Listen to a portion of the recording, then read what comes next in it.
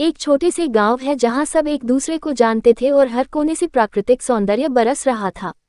गांव के पास एक अंधेरे जंगल में एक पुराने मंदिर की बातें थीं, जिसे भयावह माना जाता था। किसी भी बात के लिए जंगल में जाना अनुचित था। गांव में रहने वाले लोग उस मंदिर की कहानी सुनते थे। कहा जाता था कि उस मंदिर में एक तांत्रिक रहता था, जो अपने शक्तियों के साथ जंगल की रक्षा करता था। वहां उसकी उपस्थिति को लेकर लोगों में भय था, लेकिन कुछ लोग उसे उपासना भी करते थे, मानते थे कि वह शक्तिशाली और न्यायप्रिय है। एक दिन गांव में बड़ा भयानक जानवर आया जंगल से। ये शेर था, जो गांव की ओर बढ़ रहा था।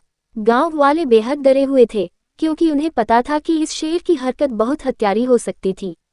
तभी एक व्यक्ति ने सोचा कि उसे मंदिर के तांत्रिक से मदद मांगनी चाहिए।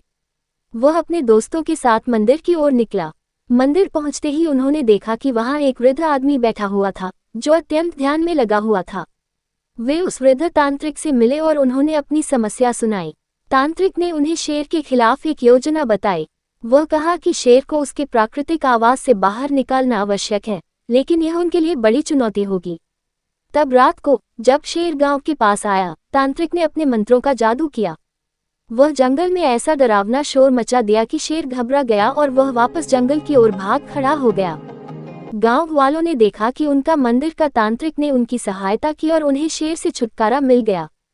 उनका विश्वास और श्रद्धा मंदिर के और भी मजबूत हो गई। इस घटना ने साबित किया कि प्राकृतिक शक्तियों का सम्मान करना और उनका सहारा लेना हमारे लिए अत्यंत महत्वपूर्ण है।